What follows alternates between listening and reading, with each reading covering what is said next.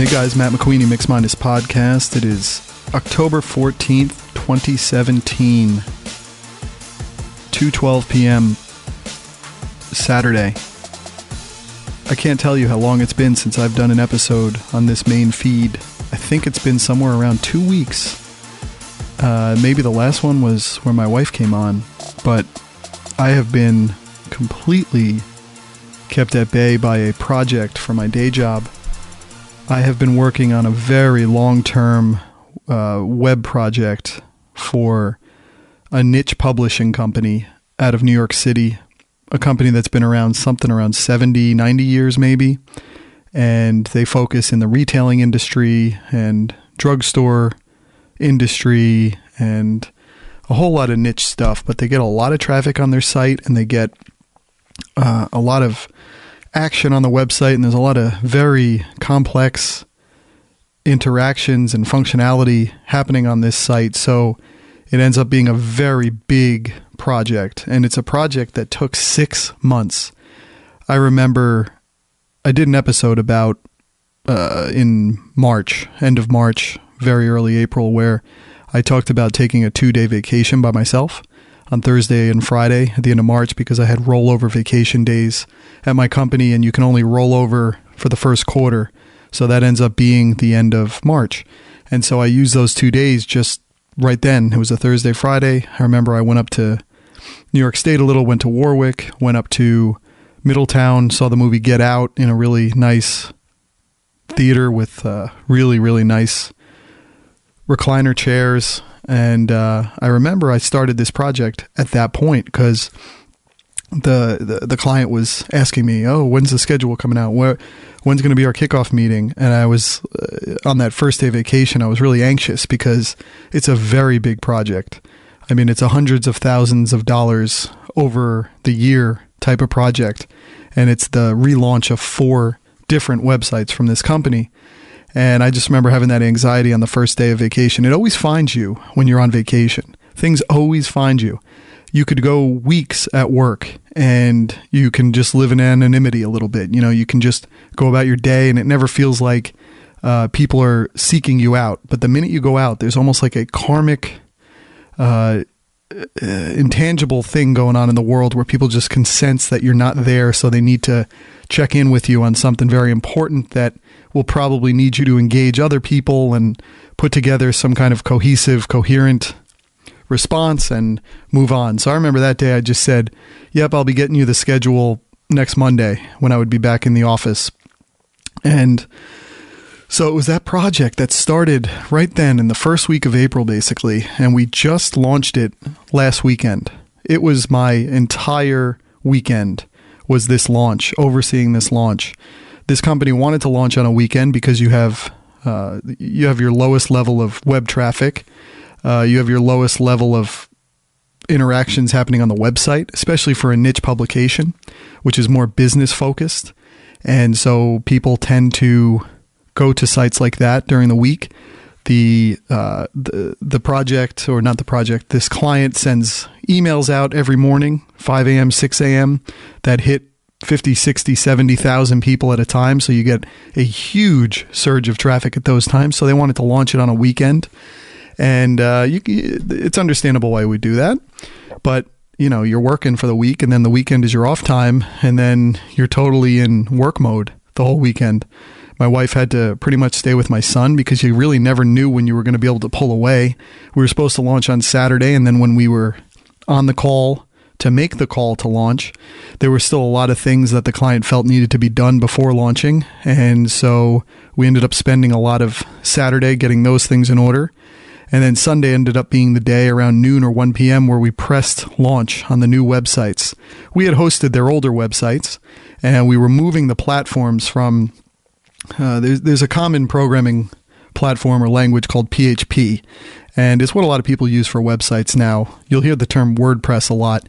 WordPress is a content management system, a very easy, intuitive system for updating content and publishing it to the web.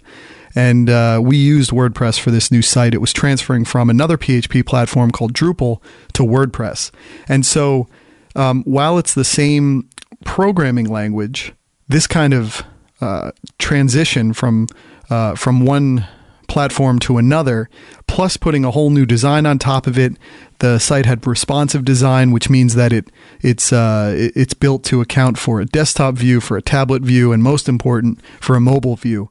Mobile ends up being a lion's share of traffic on websites these days because we all have these mobile phones, and it ends up being the way that we interact with the web for most of the day. I mean, how many times are you on a laptop or a desktop? I mean, we're on it at work, but most of the time we are fetching websites and we're looking for things on our mobile. So you really have to design what is termed mobile first. So you start with what it has to look like on mobile and the way it can show on mobile quickest and most efficiently.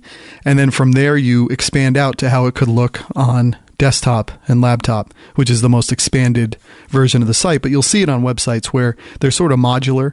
So you'll have a left side, you'll have like usually a big hero area on a home page, and then maybe below you'll have blocks, and everything kind of looks like a Tetris or like a Tetris matrix. And so those blocks are created in that way because as you move your width in onto a tablet in landscape, onto a tablet in portrait, then onto a mobile phone, which most of the time, isn't it funny, with a tablet, we tend to view it in landscape, which is lengthwise from hand to hand, where it's longer, like a television, almost that 16:9 aspect ratio. But you never really look at a tablet in portrait, which is the way we tend to on a phone.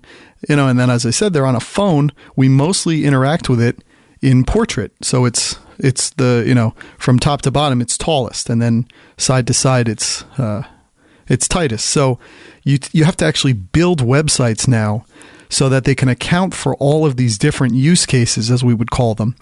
And then on top of it, those designs then have to be put on top of a complex system, which has to be made actually very simple so that people who don't have to know a lot about web can publish to it. Writers, editors, they have to be able to use it in such a way where they don't need to know all of these complex programming languages. Then on top of it, you have to have, for sites like this, they have members. So you have to have logins. You have to migrate users over, like 100,000, 150,000 users. You have to migrate a decade of content from the old website into the new one. You have to maintain all the URLs because they cannot lose the authority they've built on Google, which ends up being a huge traffic driver. And if those URLs change from things that are the same stories that might have been embedded in Google and at the top of Google results for years, if you lose that, Google just immediately cuts your head off and you no longer can get that traffic. So it's just this tightrope. It's this dance of getting something this big. It's like an aircraft carrier of a website onto a new aircraft carrier almost, moving all of the people in it, moving all of the furniture.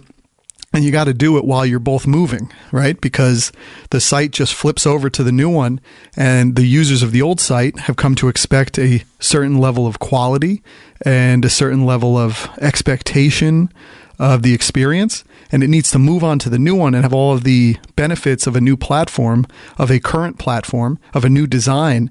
It needs to bring all that while maintaining what people had come to expect from the old one. So it ends up being an enormous job. Like I said, it took 6 months to get to that point. And it wasn't building something from scratch. It was pretty much cloning something into a new platform. So it was so long. It was so engaging. I was shot each day.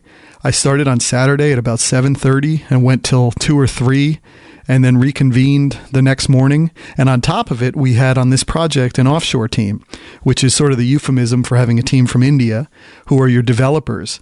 So you have a little bit of the cultural differences because anybody who read the Malcolm Gladwell book, I think it was Outliers, it was talking about, I think, Indian or Southeast Asian pilots, and how the one pilot would never, it might have actually been an Asian country, so I might be passing judgment that I shouldn't, but it was saying that the co-pilot would never tell the main pilot he was doing something wrong, even if he knew he was doing something wrong, because the culture did not allow that kind of insubordination, as they might say, even though it was really just, I know this is wrong, I have to jump in here so we live.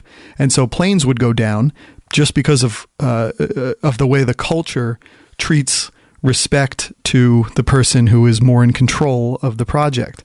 And so you see a lot of that subservience when you're working with an Indian team.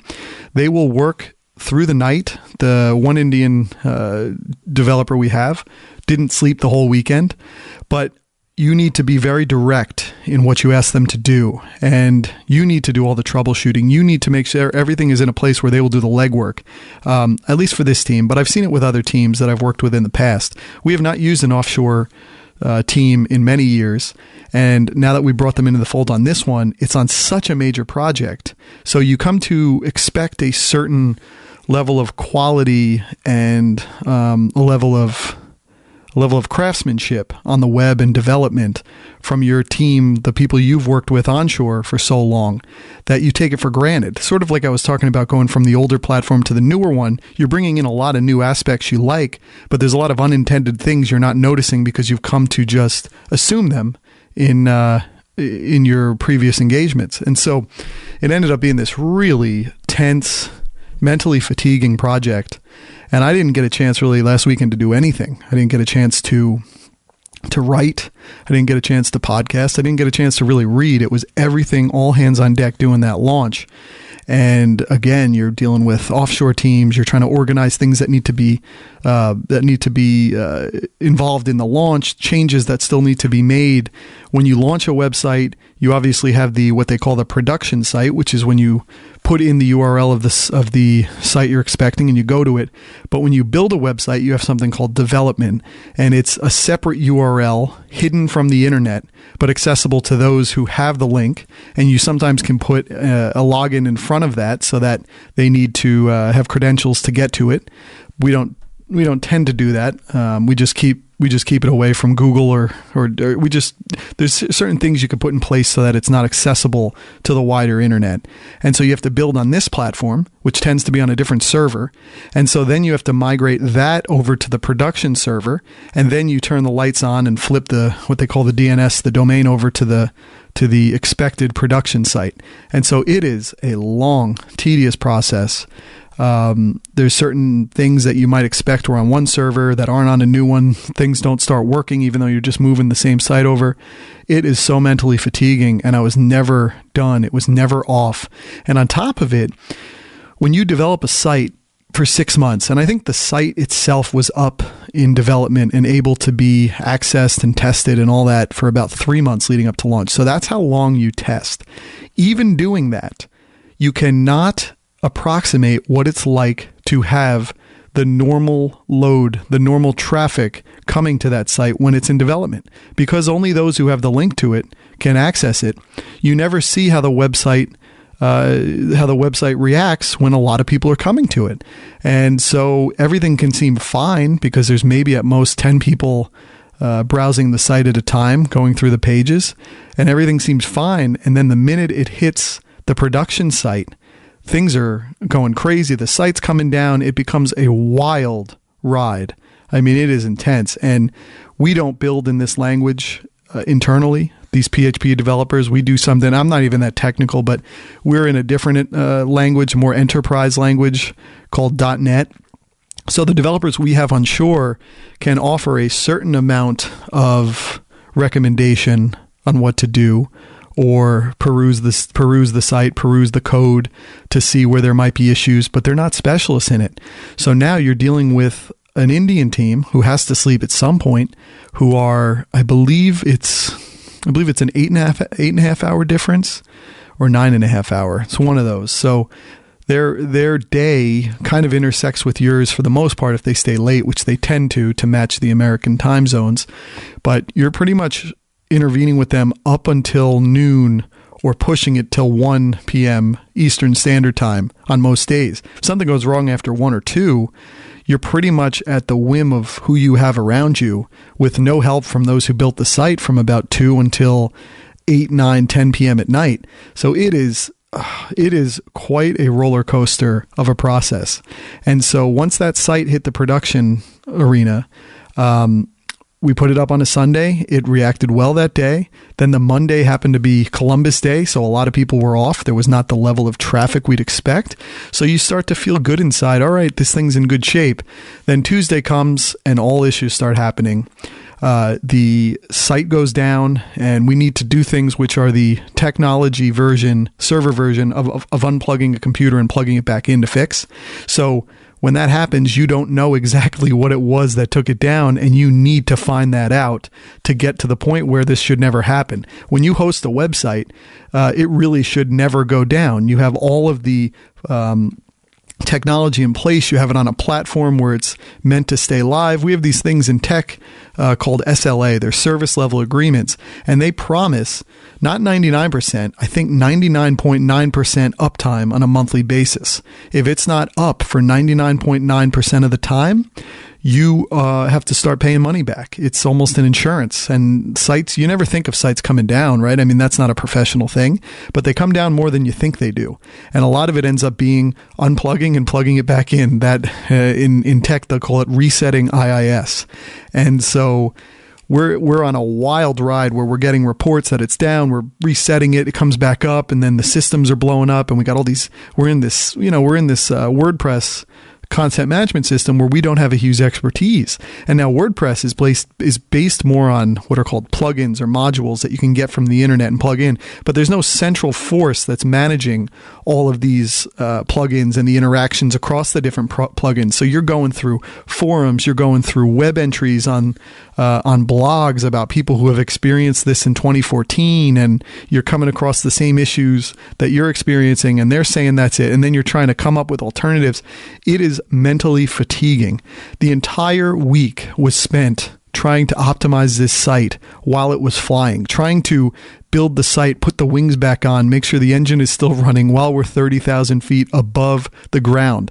It was absolutely taxing, mentally, physically. You're not sleeping. You're waking up at 6. You're checking your email to make sure the thing is that there's no reports from people that it's out. You're going on the web, seeing how it's up. And the only way that I got any kind of level of comfort, I would think, oh, everything's fine. And then I would find out my boss, who is on the line for the pride of the company, and he happens to be the specialist in the company about hosting environments and a lot of the places where it seemed like the issues were happening.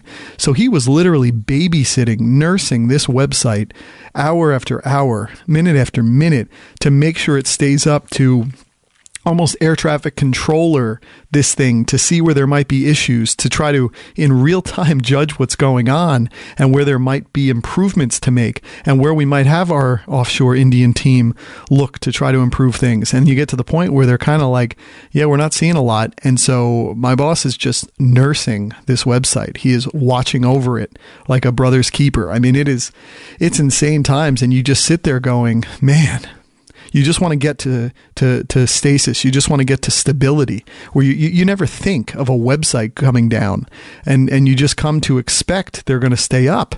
And we had not worked with a team on this level of site. We haven't done a project of this magnitude in many years. Very few people do anymore. This is a major web project. And again, it's going to be the platform for 3 other sites after it. So it has to be done right. And so it is really taxing mentally as you try to come up with solutions, as you try to think, do I know somebody who could come in and help us judge, be an independent estimate on what is going on, appraise the situation, appraise the systems. And so it's hard to then sit down and do a podcast or to write, or you're just continually vigilant on everything that's happening. You know, it's kind of exciting, but it's also worrying. And I remember I had I produced a podcast earlier this week. And so I was out of the box for about 2 hours doing that. And you're still worried that the thing is not staying up or not performing as it should while you're doing that. And then you come out of the podcast and I look at my phone and there's a million emails. I mean, it is wild, my friends. It is very, very tough. And so kind of dealing with that. Now my boss is actually going to be going on a family vacation, I believe, to Mexico. So we're going to see how this works out when someone's not nursing it. I was remarking to colleagues, it almost felt like having a newborn, where everything has to be choreographed what you're going to do. Okay, I'm going to go to the store now. Are you watching the baby? Okay, I'm going to sleep now. We're going to wake up in 4 hours. We're going to get them. We're going to feed them. You're constantly vigilant that your life is now a little different. And then where I really was joking, I said, I want to get this at least to a early walking toddler, where you got to keep some level of vigilance on it, but it is growing. And so I do think we'll get there, but man, is it seat of your pants. It is intense. So that's where I've been with that for quite some time. It feels like 3 months as opposed to 1 or 2 weeks. And again, I've been working on it for 6. So you just feel so amazingly invested in the process, and your mind just runs circles around itself trying to come up with anything it can to figure this thing out. But, I've been thinking a lot. I got a lot of subjects I really want to kind of run through. Like, one of the hardest things right now is keeping track of sports, keeping track of who's playing tonight, on what network, where, who's pitching, who's the game of the night. Because frequently we're not on cable anymore. I mean, I'm 35 years old. I don't really go to cable anymore. And I go to digital services. I go to my tablet. I go to my Apple TV. I go to my Roku. And everything feels disjointed in the sports media world, sports watching world.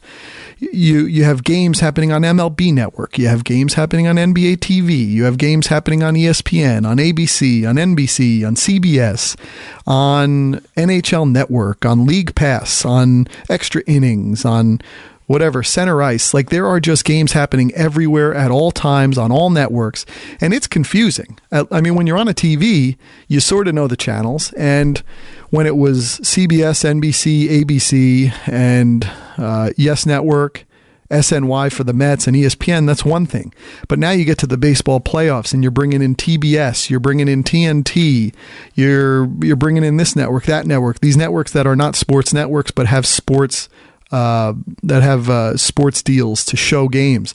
And I just keep finding myself almost put off by the process. I almost don't watch games because it's so hard to get to sometimes.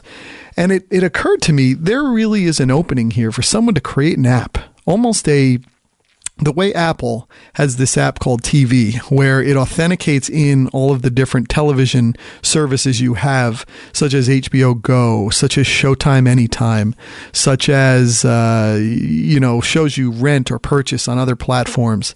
And then it'll recommend other things you might like on those other platforms. It's a nice service. It's not fully there because, again, it doesn't, why am I saying again? It doesn't have Netflix authenticated into it, which is sort of the elephant in the room. It's the one we tend to watch a lot of the time. So if you're not getting that feed in there, it's not amazingly useful if you don't know what's coming in through that. I don't even know if Amazon TV's on it yet, but it would be great if you had all these services feeding in and then mixing in with the authenticated network and cable channels, and to give you this great kind of tableau of all the things that are going on, of all the shows going on, letting you know where you are in certain shows, which is very useful. It occurred to me there needs to be something like this for sports. So I will go to the ESPN app on my phone and I'll see the scores. I'll see who's playing. I was shocked last night when I looked and Clemson lost to Syracuse, and Washington State got killed by Cal. And I'm sitting there going, man, Friday night, I didn't even know these games were playing. And then you got the Yankees playing on what channel? FS1. That's another sports channel I forgot to say. There's so many out there. And so I'll go to the ESPN app to see the scores, but a lot of times I won't even then go to find the channel because I'm not on television. I'm on my digital device, or I'm on my Apple television, and it's like the effort you have to put in to figure out how to get it, to authenticate, to log in, to do all this, it just is not worth it in some ways. And it's a pain, and it feels so disjointed that this great digital platform that should give you everything at the flick of a finger, at the tap of an app, it becomes harder than even cable is trying to find something. And it occurred to me there should almost be an app that's called like sports television. And on that app, you log in and it'll tell you, sort of the way ESPN gives you the scores, but it will tell you everything that is happening in the digital ecosystem for sports. So it'll authenticate in ESPN. It'll authenticate in MLB Network. It'll authenticate in NBA TV, which, by the way, is a pain in my ass because you can't get NBA TV digitally. They don't have a product for it. They don't have a way for you to get it on its own. My cable provider does not offer NBA TV in any way. You can't even pay to get it added to your service. They just don't offer it. And so I lose out on a lot of games because it's shocking how many games NBA TV puts on. And the great games, they'll put the primetime games several nights a week on NBA TV. So even though I'm a League Pass subscriber, I can't get it on my NBA TV. I can't get these great games and I'm blacked out from them. So that's another story for another time. But if they could authenticate into this, then you could bring in your League Pass. You could bring in your extra innings if you have it. Plus, extra innings, remember, has one free game a night, the game of the night, which is a real neat little feature of that. So you don't even have to be a subscriber to it, and you could get one extra innings game per night that they decide. That was very useful to me. I actually ended up upping to extra innings this year because on July 4th, they had a deal where it was $20.17 in honor of our country and the year 2017. So that was very worth it. Even if you only watch like 5 or 6 games the rest of the year, that's a pretty good price. Now I got to be careful because they will auto renew you. So I always pull out. Always good to pull out. I even pulled out of NBA League Pass because there will be some kind of deal if you wait. If you wait for opening night, if you wait maybe the first week, often they'll give you the first week as a free preview. Wait a little bit, and then there might be a deal, and you can pay less. That would be really good. And NBA League Pass actually, I think, has monthly. It has annual, and it also has where you can pick one team to watch. Different tiers to it. I don't know if they still have the where you can buy the game type of deal. I thought that was a big thing, so I didn't notice that, but we'll see. But it would be great to have this platform and you authenticate in everything you got. And even if you don't authenticate in, it will just organize everything. So you go there first. That's the first place you land on your iPad, on your Android device, on your iPhone, and it says, here are the top games happening tonight. And maybe it can rank them by how many people are logged into those sessions. So the best games rise to the top. Maybe there can be some kind of, user popularity aspect like that, plus what's curated by the app itself, what they decide is the best. But think about the fact it's like, all right, Sunday Night Football's on. Now I got to go log into the NBC Sports app to get that. Am I authenticated? Do I have the right cable subscriber? Then I can go, plus you could go to Amazon to get the Thursday night game of the week. On Monday, you got to go to ESPN. It's just all over. And why do that? Why make the user go to some central place where they have to figure out who's on, then figure out what channel it's on, then figure out if there's an app for that channel, and then authenticate into the app to find it. And then what if you then are watching it and it goes to a commercial and you're like, oh, I want to jump over to this one. Now you got to figure it out in reverse. It really is a pain. I mean, I know if you're watching NBA League Pass, you're an NBA person and you can jump around the games in the app. That's fine. But what if you want to go multi-sport? What if it's NFL playoff time? What if it's MLB playoff time right now and opening night for NBA and you want to jump around? It's easier to do that on cable now, and that is unacceptable. Why is that easier? It makes no sense. I would love this app. I'd love to create it. I don't know how to go about doing that. I would have to put a team together, but if someone wants to go there, I think it's a great idea. Authenticate in all these things, or don't even do it. Just have it and know the world of what's going on in sports, and then just show all the scores, show all the leagues. You can have it sortable by that, or you can have it sortable of games of the night, or trending right now because it's the fourth quarter in this game, this NBA game, and it's like a League Pass alert, as they'll call it. And then you have the opportunity to authenticate in to the different ways, and you can watch it right in the app. I feel like it organizes everything. Plus, when it's MLB playoffs and there's games on FS1, there's games on TBS, just let it all live in there and just click, tap around to get to where you need to go. I just hate the inefficiency of going to an app, loading the game, leaving the app, going to the other app to then watch another game. Often, sometimes the same sport, you have to jump around to different apps. I mean, like I love Red Zone Channel, and it sort of does everything for you, right? It just takes you game to game, no commercials. It's like it's like having a remote, or it's like having an algorithm, even though it's not an algorithm, but just tell you what the best thing to watch at that time is. It's kind of a perfect thing like that. But man, I would just love this sports television, or Sports Now, and I feel like everyone would be on board because it might get more it might get more subscribers for different services if you could get it through here. And maybe there's a little kickback to sports television if they get a subscriber through it. But man, I would just love that, because I just feel like I got a kid, I got a family, I got a day job, which turns into a weekend job over the last week. As I said, I got so much going on, and I want to watch sports, but I don't want to have to work so damn hard, especially during playoff season. I don't want to work so damn hard to try to find these things. It's just too much. It's too hard, and it would just be a great way to organize this, to take back control of intuitiveness. I mean, again, it's almost easier on a cable television to go to places. And I still have a hard time figuring out the channels on cable television. There's so many, you never know where to find one. Is this the HD, SD version? Is it the SD channel? I mean, it's hard, and it's a pain, and it shouldn't be that hard. I don't know why it is. But a couple of tidbits. So I'm an Economist subscriber. I'm a special person, okay?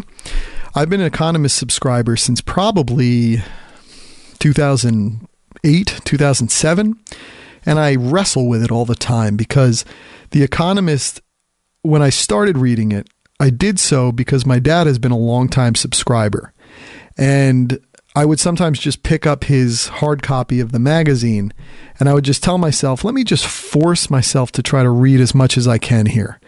It is the longest weekly magazine I've ever seen.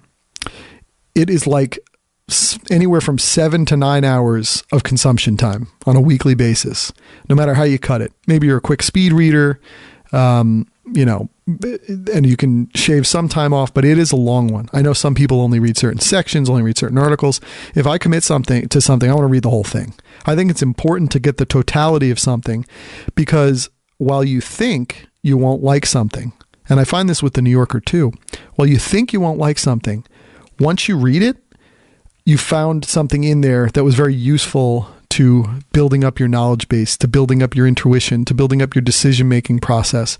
There's something in there that maybe you thought you didn't like, but sometimes you gotta force yourself to consume something because your biases aren't necessarily right.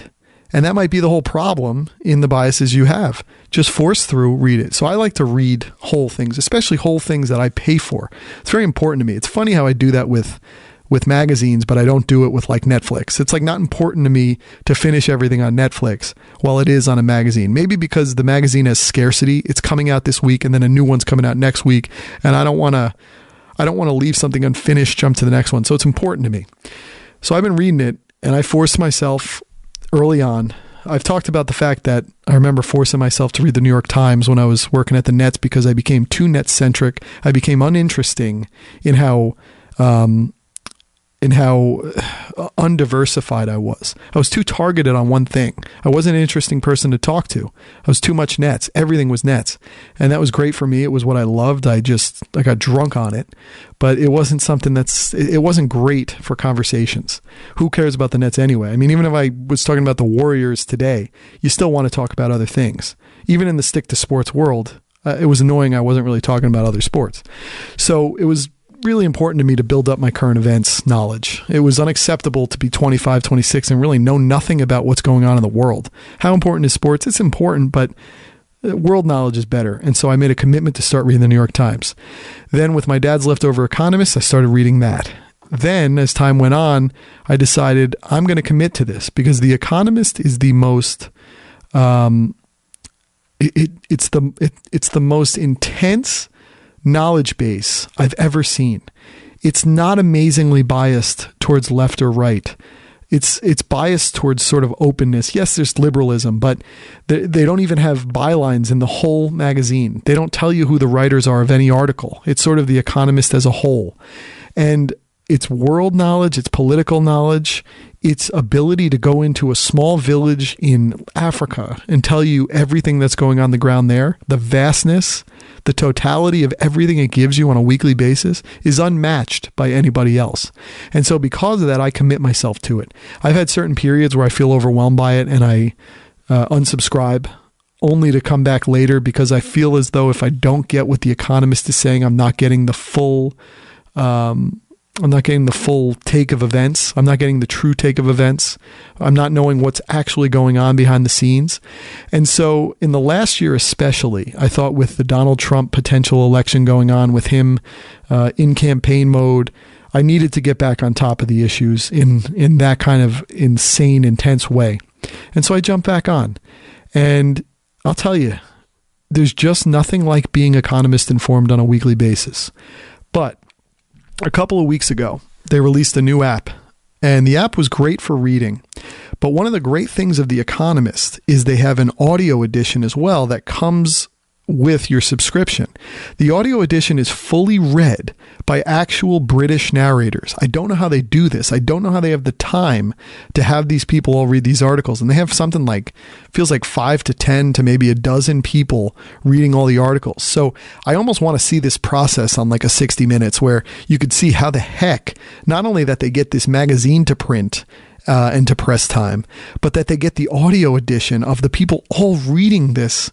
I mean, it blows the mind that they pull this off, that they pull this thing that would take 7 to 9 hours to read, takes 7 to 9 hours to listen to, that they pull this off on a weekly basis and get this out. And there's never errors really in The Economist. I mean, it's almost created by robots or cyborgs. It's amazing. But I listen to it and I read it, and that's how I get through the day. I start listening to it when it comes out on Thursday afternoon Eastern time. So I listen to it on the way home. I listen to it on the way to work on Friday and on the way home on Friday. And I read it if I work out on Friday morning, or if I work out. Increasingly now I've worked out in the afternoon because I switched gyms to somewhere in Newark, so I'll do it in the afternoon. When I do cardio, I'll read it, and then I'll listen to it through the weekend and maybe read it, and I almost get through the whole thing. Sometimes I need to do a little bit of listening to it on Monday morning, but I'm usually done with it by Monday morning at the latest, by really committing at all of those times to consuming it and finishing it. But an important quotient in that is that they have a speed button on the app for the audio edition. I am not one of these proponents of speeding up the audio on podcasts, for instance. I don't think it's necessary. I use Overcast, as I've talked about in the past, which removes silences from podcasts, so you can listen in normal speed and still gain a lot of speed because the silences are removed. And as a listener, I've never really noticed the removal of the silences, which is great. You can gain back 10%, 20% of an episode time just with this silence removal while being at normal speed. It's a very good service. But in general, just speeding up episodes, it just, I almost don't like it, because if there's something I want to listen to, I want to sort of listen to it in its real environment. To speed it up to me feels like I'm just trying to get through something. Now, I did do it once recently because I have an article I was writing for Newark Bound Magazine, and it was about the tech scene. And I wanted to hear an interview with a very big character in the Newark tech scene. And he was on one of these podcasts that was maybe an hour and a half long. And I had already written the article, but I wanted to see if there was something in there that would be useful to add to the article. There did not end up being it, but it was actually still good to listen to. But I listened to that at like 1.5 speed because I just wanted to get through it. It was almost for work. It was professional. And so I did do it there, but I almost never do it. I just don't find it necessary. With The Economist, with the narrators, they're a little older maybe. They speak very slowly, and they're speaking very slowly British. And so I found with that, I could go to 1.5 times, and it almost sounded more like normal speech. And so it wasn't a problem. And it also allowed me to clear through at an even quicker pace. So, go forward a couple months ago, and this app came out. Nice app. The reading experience is better. It's more of a vertical reading where you just swipe up on articles, whereas before it was swiping across from like pagination, as they call it. And the app came out, and the audio at normal speed sounded fine, but as you moved ahead to 1.5 to 2, the audio degraded and it sounded worse. It wasn't the end of the world, but it sounded like something really wrong went on in the processing. So it wasn't as good as the sound was previous to this app, or as the sound was at normal speed. And so I would listen to it, I'd be fine getting through it, but it wasn't as good. Then there was a message that The Economist came out with an update to their app, and they said, because we want to get the sound better on the sped up version, we have removed the sped up version for the time being. As ridiculous as this sounds, this this wrecked my consumption, because now it's gone and I'm sitting there. I wasn't able to get through The Economist anymore at my normal expected speed, which then pushed into my ability or impeded my ability to move on to the other things I read, and it wasn't good. And now I was so used to the 1.5 version that the 1 version felt like I was listening at like 0.5 version. Like, it felt so slow, and I almost couldn't even keep up with what they were saying. It felt so slow. It's almost like with a plane, how it has to be flying at a certain speed, and if it goes 1 mile per hour slower, it falls out of the air. I mean, that scares people, but you do hear that. It's almost, I think that happened actually to a degree with that one plane. I think that went from Brazil to France. I remember it went down in the Atlantic, and I think it was something, there was some pitot tube, there was some technical flying thing, but that if the plane goes below a certain mile per hour, it just stops.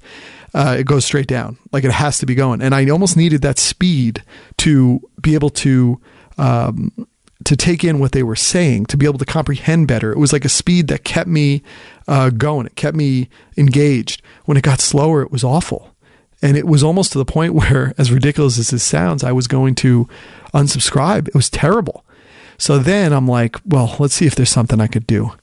So I just start going through Twitter. I'm looking up where people are experiencing the same thing, and they're all saying the same thing, at least like a dozen of them on Twitter. It's not this huge percentage of the population. And I'm sure that's why The Economist wasn't that prioritized towards fixing this aspect. I mean, how many of us are there that are listening at sped up versions of the audio edition of the podcast of the Economist? I don't know, but for those that do, it was killer.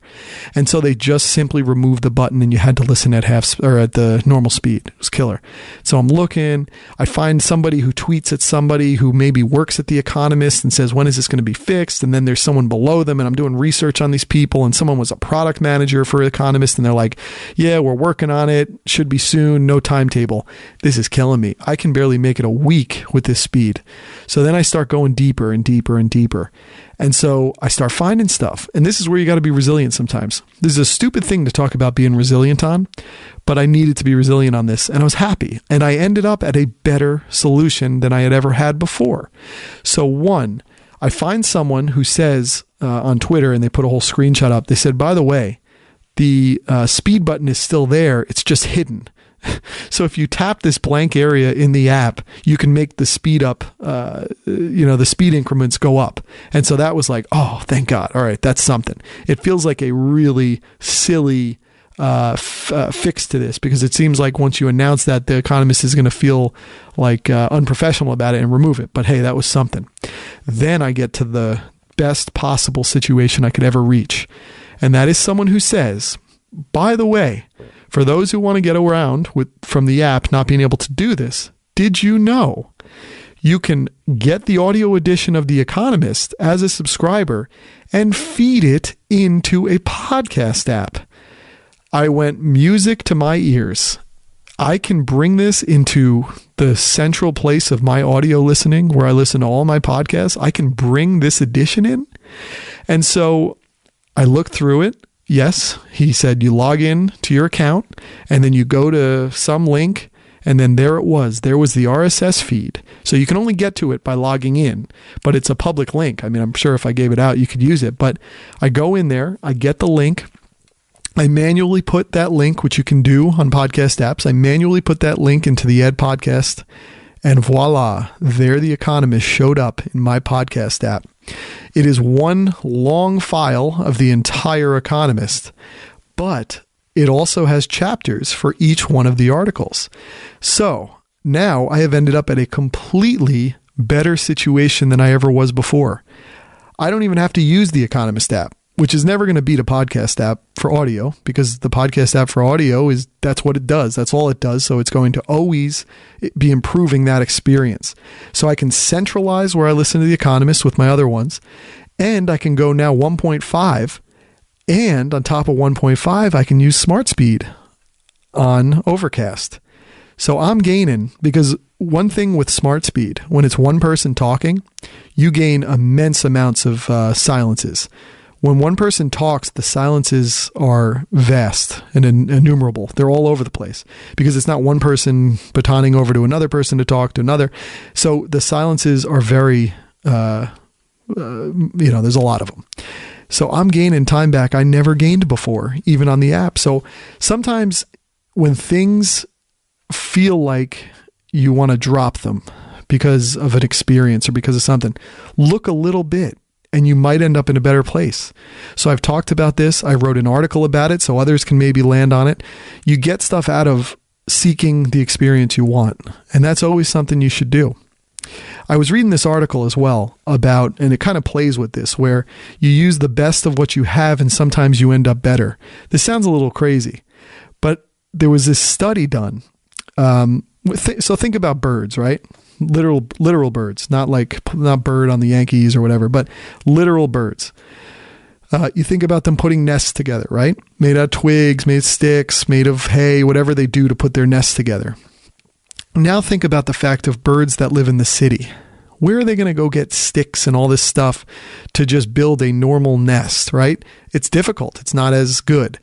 And so what people who study birds saw was that birds who live in the city were taking whatever detritus was out there, whatever they could find that could approximate a nest, and they would braid that all together to create their nests. And so people who study birds were noticing that birds in the city would actually fill their nests out of cigarette butts. And you're thinking to yourself, oh man, that's absolutely awful. That's absolutely terrible. What a disgrace. These poor birds, which had their sticks and everything and had nature, those that are forced to live in the city, they have to use cigarette butts. And then these bird studiers, what they noticed was that, wow, there's actually a rhyme to this reason. Birds who put their nests together with cigarette butts and other stuff were not getting, I think it was it ticks? I think they weren't getting ticks. And so people looked into this very aspect. It's amazing what science can look into. And they noticed that whatever are in cigarettes ends up fumigating nests against bloodborne insects. So then they said, wait a second, maybe this is just luck of the draw. Maybe the birds just put these cigarettes in there and it was all they had and they put it in there, and this is just unintended, but it's working out. So he said, knowing scientists, they did a study, and somehow they gave a group of birds the ability to choose amongst this stuff. And what it came down to was that birds who were in an experiment ended up preferring to fumigate their nests with discarded cigarettes, and those that didn't have any ticks.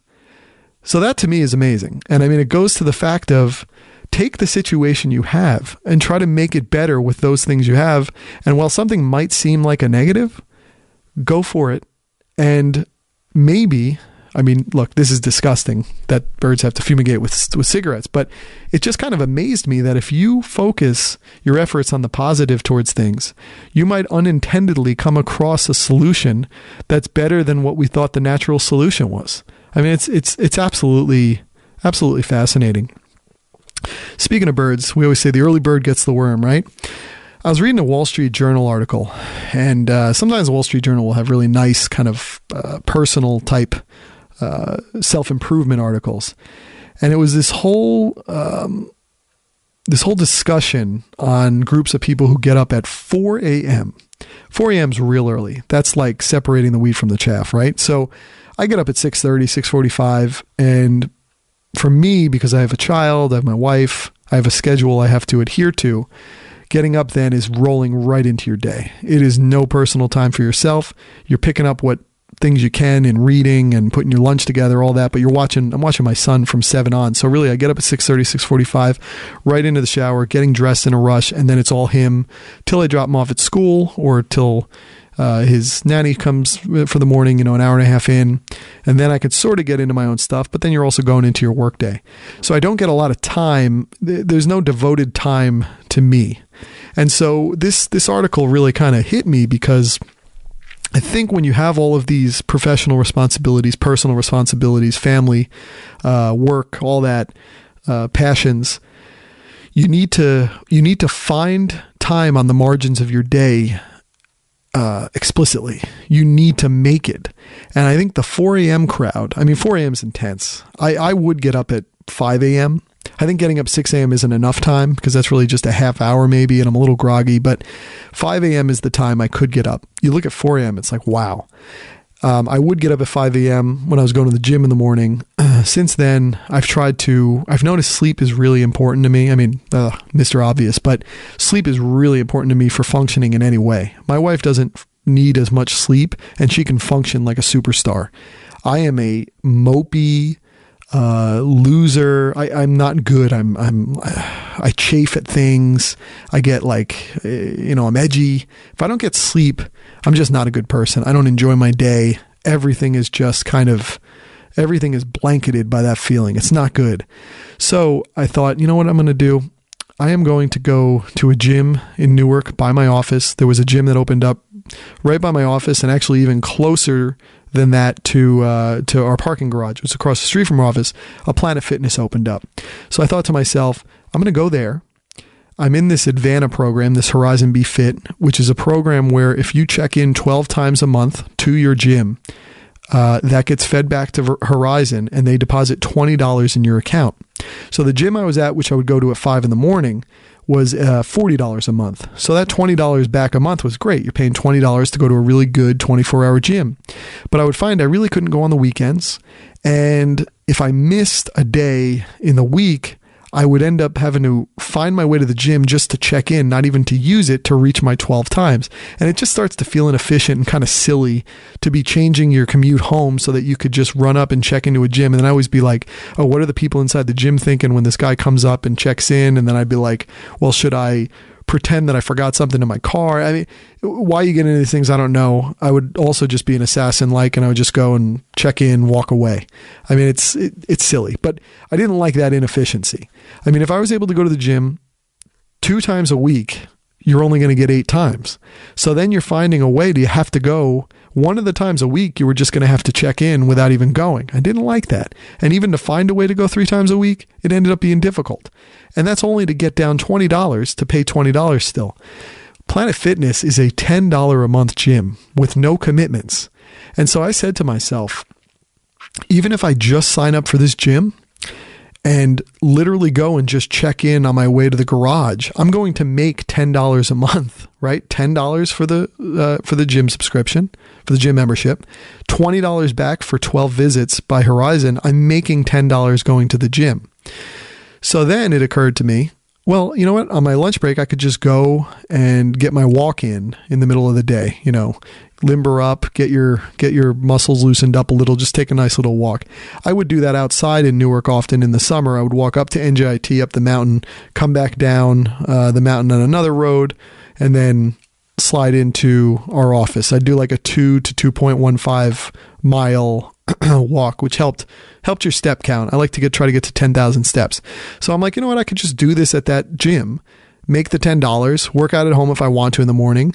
And then I said, yeah, you know what? Let me try to work out midday there. And I could go 3 times a week easy and reach my goals. So I'm going to that gym now, midday. I do my workout, which sometimes will go over an hour a little bit. And then the other days I just do like a half-hour walk there while I'm reading. It's really good, really efficient, very simple to get over there. Because for me, back to that Wall Street Journal article, I want to be somebody who could get up at 4 a.m. and keep it together. I don't have the discipline. I think very few do. I don't even have the discipline to get up at 5. And I shouldn't use the word discipline because I could do it, but I'm a less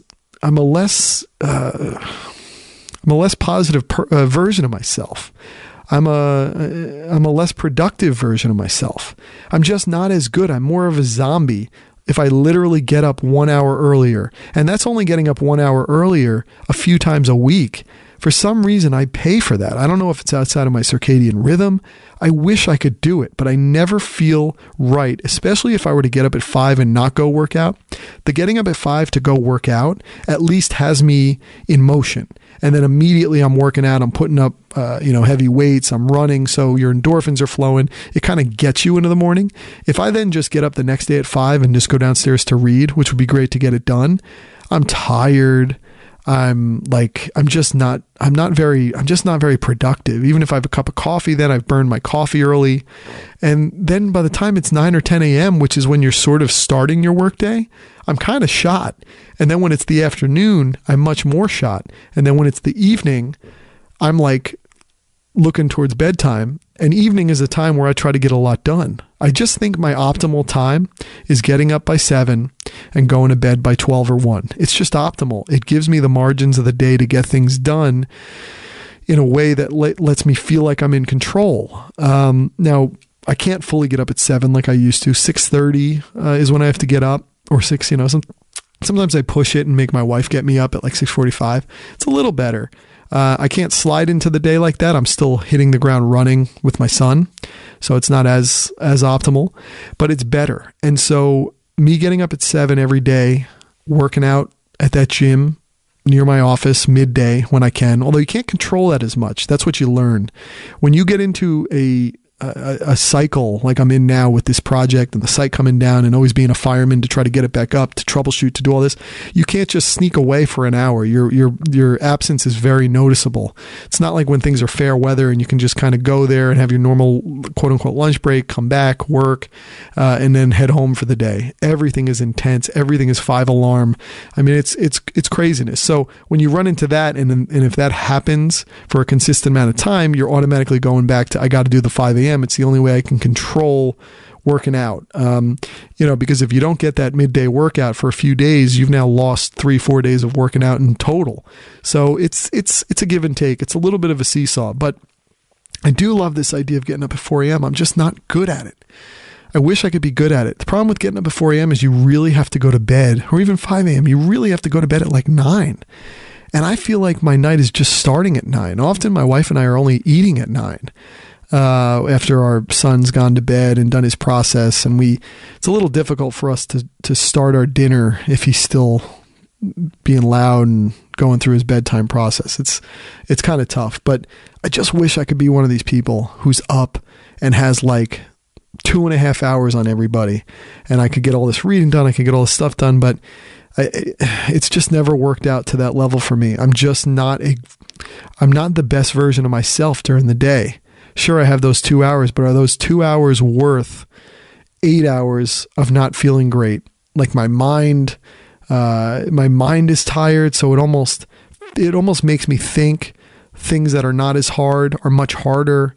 Whereas when I'm rested, I am just on top of stuff. Nothing in the day can get me. I am in control. And so I think you have to find that kind of balance in yourself. It's very hard. Another thing I read, and I'm always kind of struggling with this, but this whole idea of back pain, we all seemingly have back pain, right? We all have back aches. And is it because of the way we work? Is it because we live so much longer than people did? Is it the fact that we have these spurts of intense physical activity in this valley of much more time where we're idle? It's tough to tell, but for 10 years now, maybe 9 years, I have just had an annoyed left back. I've just had it. It's always there. It doesn't ruin my life, but it just always feels like someone's tugging on the left side of my back. The right side feels like a normal side. Everything feels good. And over the years, I've tried to get it looked at, diagnosed. What is it? I've gone to physical therapy. I've gone to spine doctors. I've gone to MRIs. I've gotten x-rays. I've done all of it. I do chiropractic. I do yoga. I do working out. I try to stretch. Maybe that's the problem. I run. I always have it. It's always there. And there are times where it can be lessened, and there's times where it's way worse. Is it the times where it's wet out, where it's where everyone always, those days where everyone always says when they have knee surgeries, oh, I can feel it in my knees, I never know, and there's no rhyme to it. Is it my 2 hours of commuting? But I never can get on top of it. I never can get to a day where it's perfect. And I always struggle with this whole idea where, and I read an article about this, and then I have the book in my Kindle queue, about this, but this Sarno thing, John Sarno, Howard Stern talks about him too. And it's this idea where back pain is actually in the mind, that the back carries all of the burdens that we are mentally carrying, that we are mentally holding ourselves back on, that we're, that if you could only be the true person that you need to be, if you could only get out all of this stuff that you're holding tight, that your back pain would go away. And I often wonder if that's the case. Because if I do everything great, if I'm physically active at the right times, if I do yoga, if I do chiropractic, if I've done physical therapy and I never can get to a level of even, is it in my head? Is it something that's being held back in my head? Is it subconscious? I don't know. But too many of us have back pains. Too many of us are, you ever walk around and people are doing like that really that transverse thing where it's like you're turning your back around, almost like you're doing a side-to-side ab crunch. I always seem like people are doing that and cracking their backs out. Can we really all be that can we really have that much back pain and back issue just from our normal lives? I don't know. I mean, the human body is the most amazing electronic device, if you will. Think about the fact that we don't have to be plugged in. Sleeping keeps us going. We are the most efficient physical machine that you've ever seen that can go 70, 80, 90, 100 years.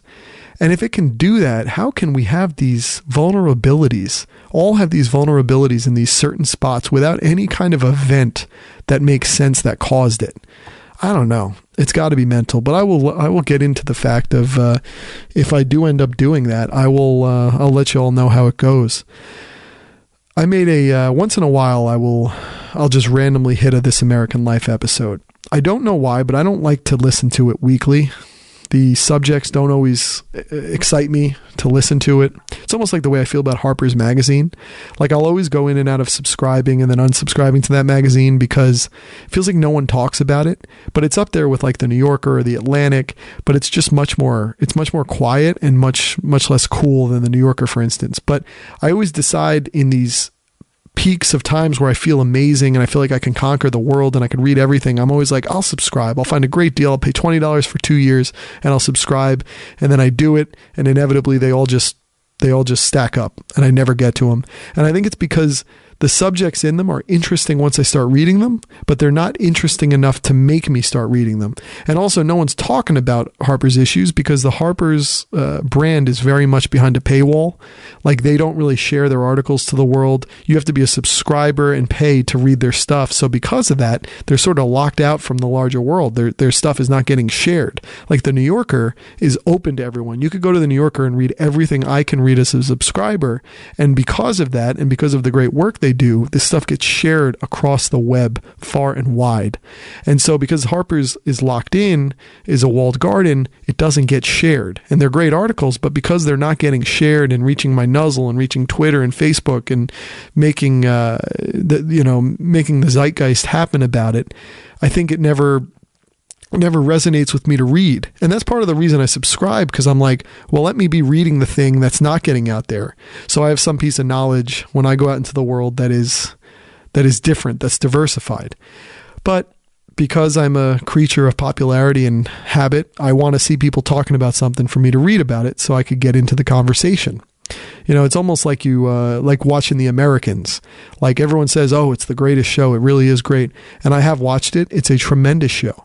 But because everybody's not talking about it, I never have like a need to watch it to be up with the water cooler conversation the way I would Walking Dead or Game of Thrones. And this show is great. It's just as good, better writing than Game of Thrones. I mean, obviously, it's a great show, but because no one talks about it, I don't want to devote my free time to it. I always say, I'll get to it next. And you never really dive in and just watch it. And so Harper's is kind of like that. And then I'm going to end up unsubscribing again, I'm sure. And then This American Life is sort of like that. It keeps going, pumping out quality content week after week, highly edited, highly reported, great stories. But each week you look at it and you go, there's things I'd rather listen to. And then weeks and weeks and months go by where you don't listen to any of them. But one day I just said, you know what? Let me press go. Let me listen to it and see if there's something I could get out of it. And there absolutely was. So I listened to an episode recently, and it really hit me. I think it was called, what was it called? What they do is they come up with a subject, and then all the stories in it have to do with that subject somehow. So this was episode 597, and it was called One Last Thing Before I Go. And it looks like it was actually from September 23rd of 2016. So for me, it's evergreen. It makes sense. And man, I was touched. 2 stories that got me. It was only 2 stories, but the 2 stories both got me in certain ways. So one was about the Fukushima tsunami. And I think something like 19,000 people were killed in that, if I'm not mistaken. And I think something like 4,000 or 5,000 of the people who were killed were never to be seen again, which blows my mind. I think that's the amount of people who died in the World Trade Center, and there was many in there who were never seen again. Parts of them were found incinerated. But like this, I guess people were taken out to sea. They're never found again. 4,000 or 5,000, I believe. Human souls gone, wiped away. 19,000, I think, in total, gone. And so the Japanese are a very humble, keep to themselves culture, not overly emotional, not prone to peaks of emotion. And so there was this story about one such gentleman, I believe it was, who lost someone very important to him in Fukushima. And it wasn't Fukushima, it was the tsunami where Fukushima happened from it. And, where the nuclear plant obviously got into perilous straits. And this gentleman lost someone very important. And what he did was he put a phone booth out, an old British phone booth out in the middle of his garden in his backyard. And this phone booth wasn't connected to anything. Nothing. Just a phone booth.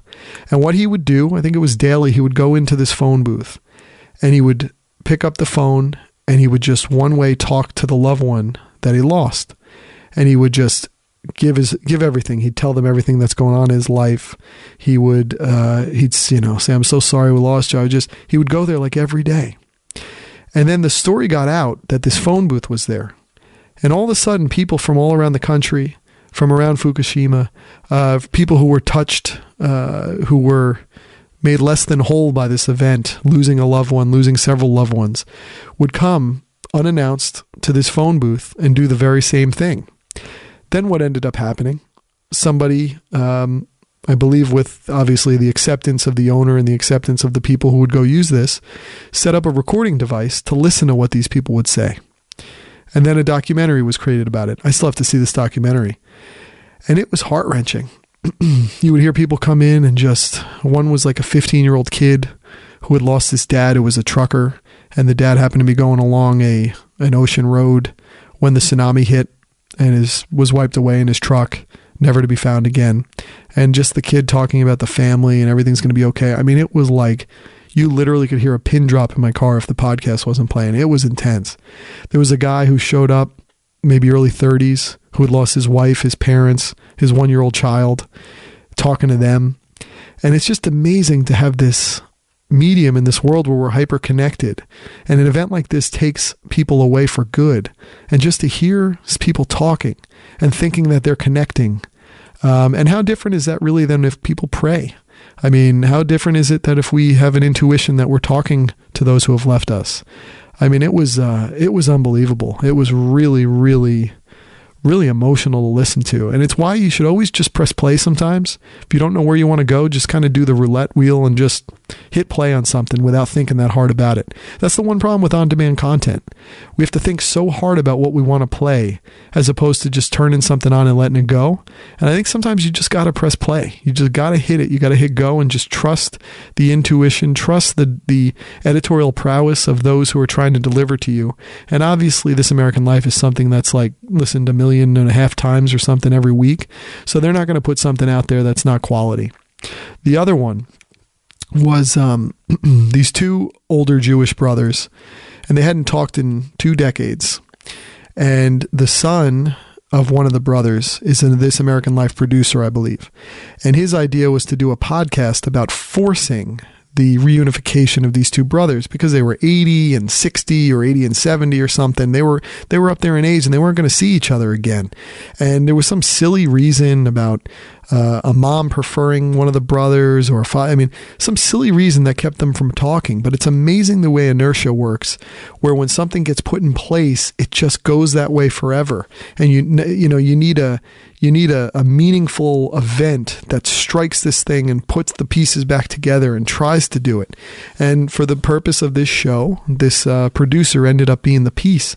And it was just fascinating to hear the way these two brothers, because what the son would do was talk to them separately about whether they have an interest in kind of reuniting and meeting up. And they were sort of very they could go either way with it, but you could tell they both wanted it, but they didn't want to be hurt by the other saying he didn't want it, so they were sort of wishy-washy about it. And this kid ended up making it happen. And it was fascinating that when he made it happen, and then he forced these older brothers to speak, and he almost was like a therapist between them to ask questions and create conversations that they never would have otherwise, because we just sort of keep things inside when we're family, right? We never tell our family the truth. We never speak to them in a way that causes confrontation. A lot of times we sort of just bury things and just move on and think something will change it. Nothing really ever does, but most of us just stay fine, and we bury these things so that the relationships can go forward. And in this case, there were many things that were buried about the way the brothers were perceiving each other as to who was loved more by one of the parents or the other. And then what it turned out was, through this podcast therapy session, was that there was actually an experience for one of the brothers that was hidden from the younger brother, and that his life was actually way worse than this kind of gilded upbringing that the other brother thought was happening. And it was these things that happened all the way in childhood that ended up being the thing that these brothers didn't see each other for 2 decades. And then when they were reunited, it was like they got through these things over like 2 days, and now they see each other again, and you go, what was the worth of those 20 years wasted? And so I think about this kind of thing a lot, because I have this kind of thing in my family. My wife, Melanie, has one other sibling, a brother, Ryan, and they were close as can be. Their family's very small. It's only her brother, Ryan, and then on her mom's side of the family, she has one other cousin who's 10 years older. Well, you've heard her, Jamie. She's been on the show a lot for Oscars and such. And so very small family, very tight, very loving family.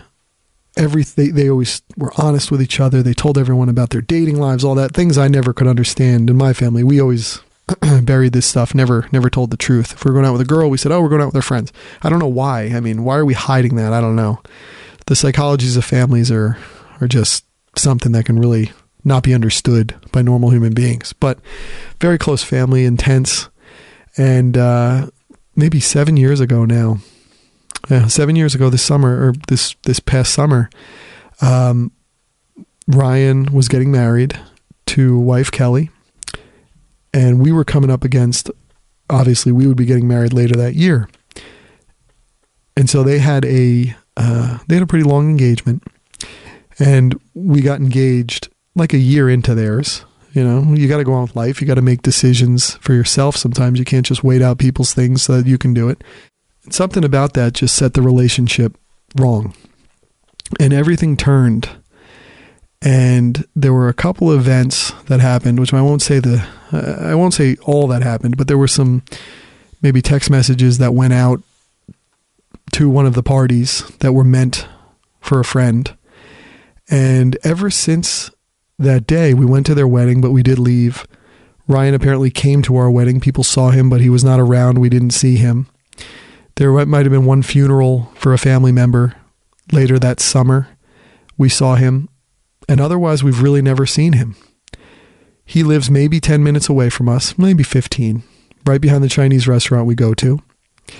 And Melanie did actually see him a couple months ago, and he wanted really nothing to do with her. He was not that interested in the fact that he saw her, and he's holding a lot of something inside. And this entire relationship has just been gone for 7 years. And I often think about myself.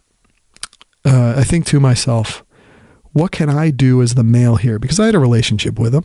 I had, we had a lot of shared interests. He was a good guy. And I often think, what can I do that can force this thing ahead? How can I be like that? I mean, this is where that episode hit me so much. And this is why you got to press go sometimes, because you never know what is unleashed by just press and play. And I'm thinking to myself, what can I do in that kind of role as a producer, as someone who's trying to make a story happen? I don't need a recording, but what can I do to intervene here to make this family come together again? 7 years is unnecessarily long. And how do we bridge this divide? How do we not make it go 17 years, 20 years itself, 30 years? How do we have this person out of our life as potentially family members reach the age where they pass? And it's just silly to live a life and to not bridge these divides.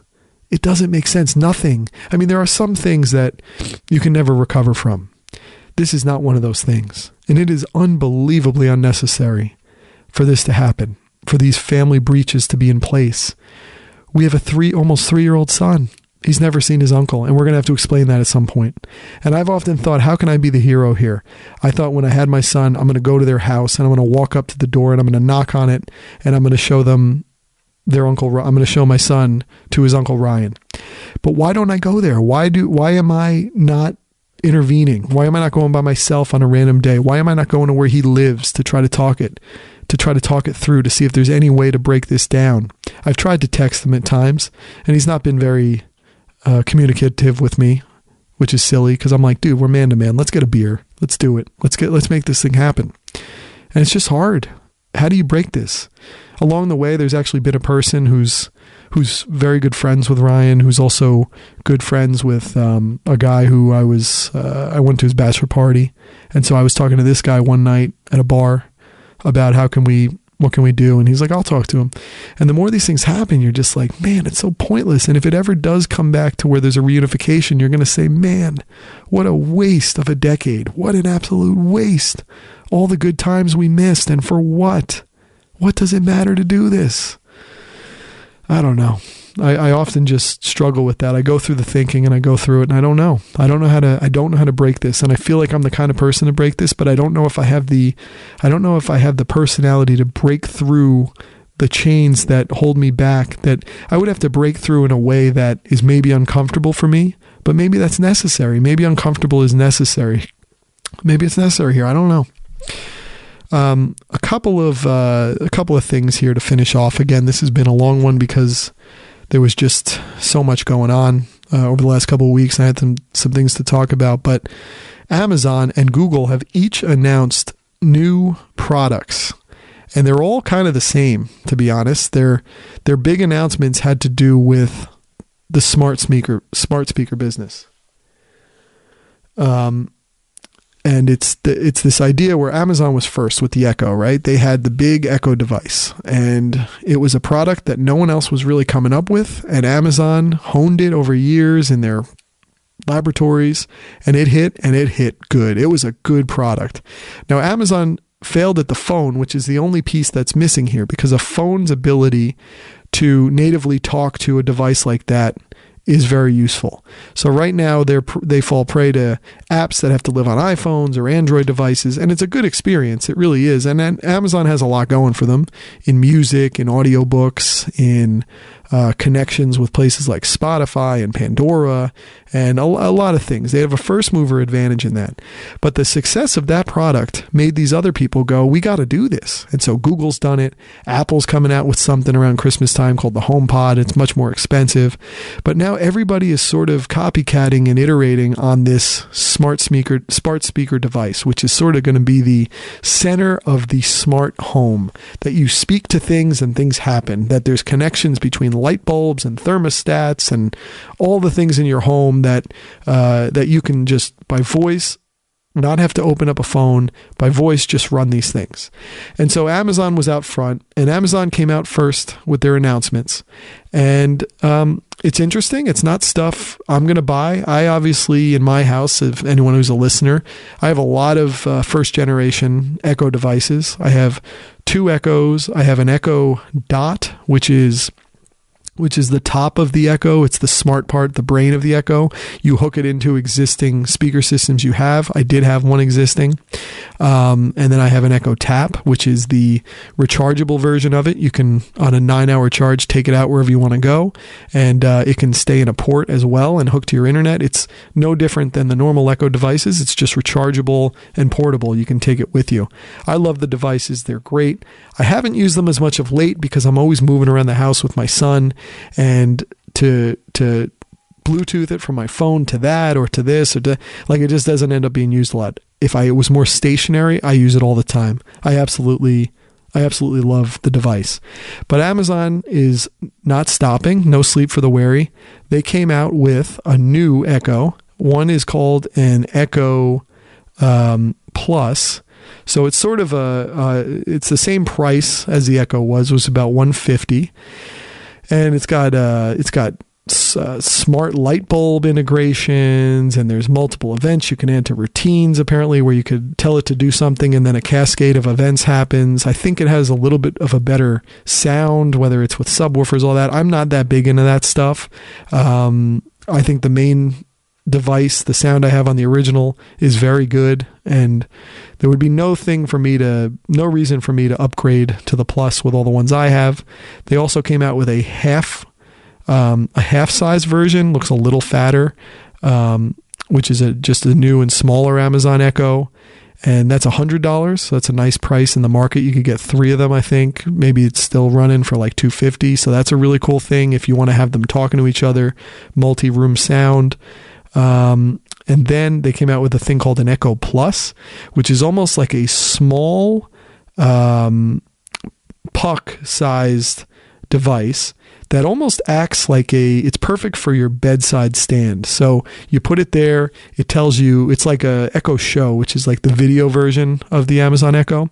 It's just real small though. It's puck-sized, circular, and so it could tell you temperature, time. It's almost like a replacement for it's like a replacement for an alarm clock almost. And it can also Bluetooth in other speakers and things like that. So it's going to be a lot like the Dot, I think, but it stands up and it has a face. It'd be really kind of nice for an alarm clock type thing.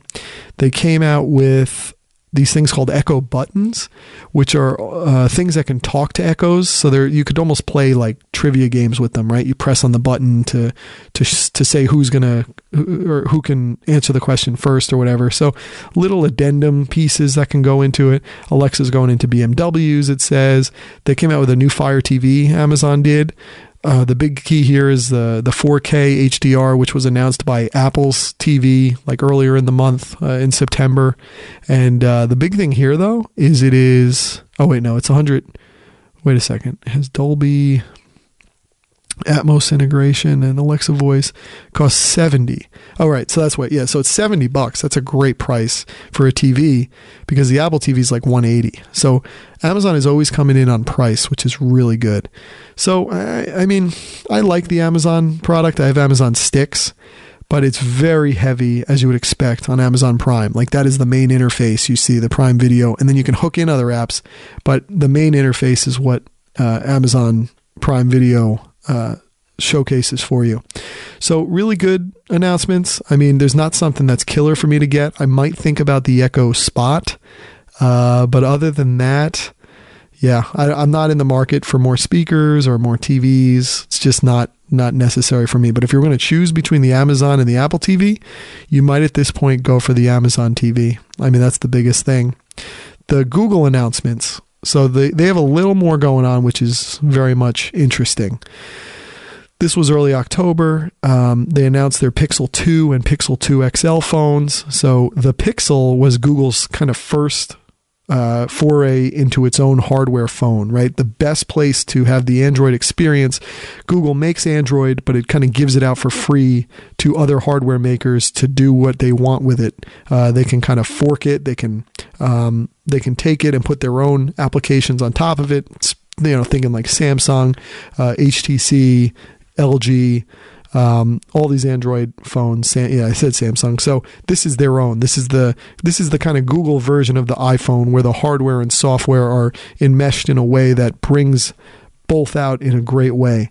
And so the Pixel and Pixel 2, bigger Pixel 2 XL, it is the phone that iPhone users would think about getting. I've often thought about just getting an Android phone just to experience it.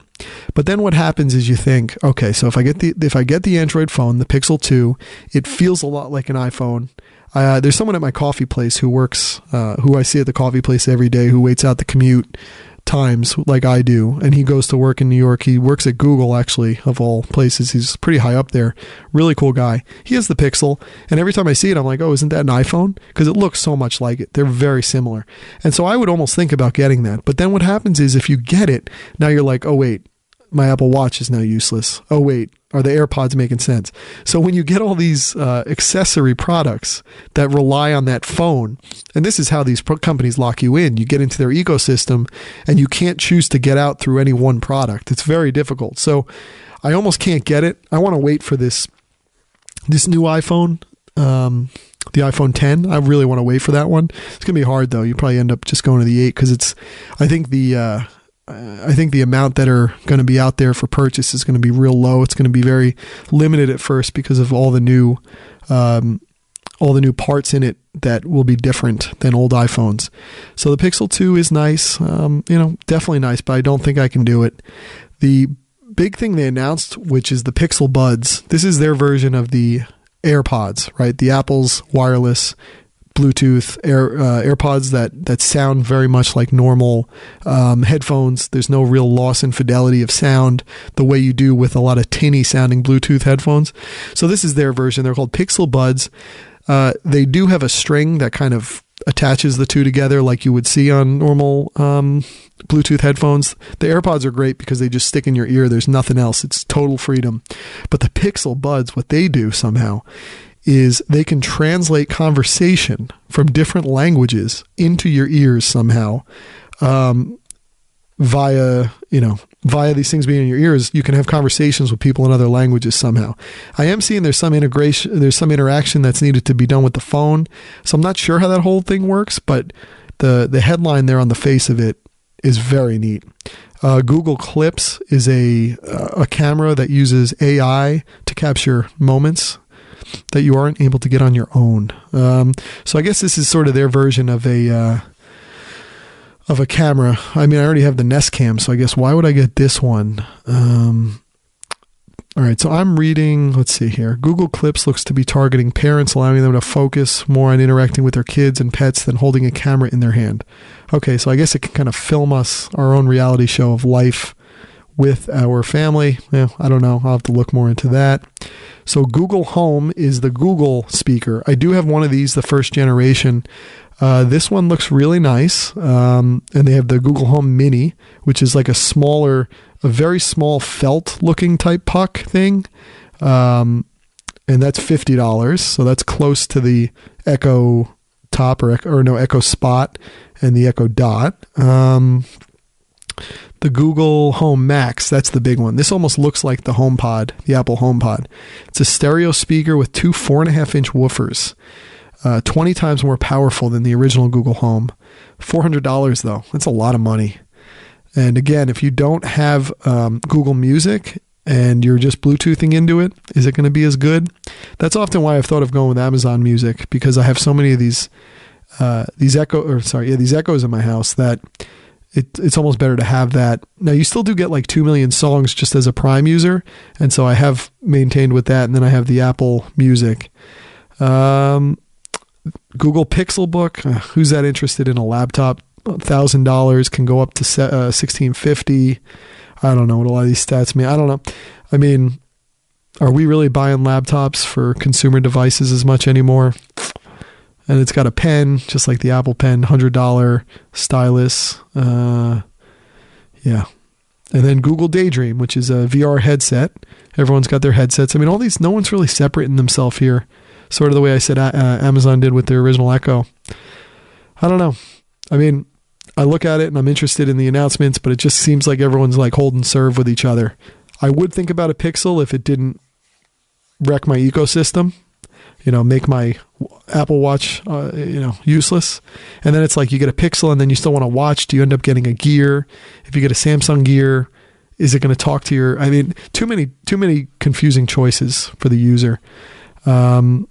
So I think that is everything, my friends. So thanks for listening to me out. It's been a couple weeks. I will talk to you soon.